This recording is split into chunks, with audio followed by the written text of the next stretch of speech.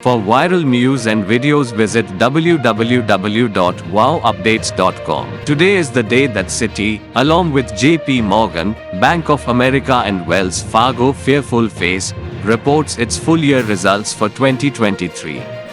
It's going to be interesting, and not just because Citi already divulged that it's set aside $1.3 billion to cover currency risks in Argentina and losses in Russia, but because more details will likely emerge about the progress of Project Bora Bora, under which Citi is stripping out layers of management and, among other things, closing its municipal bond trading and distressed debt businesses.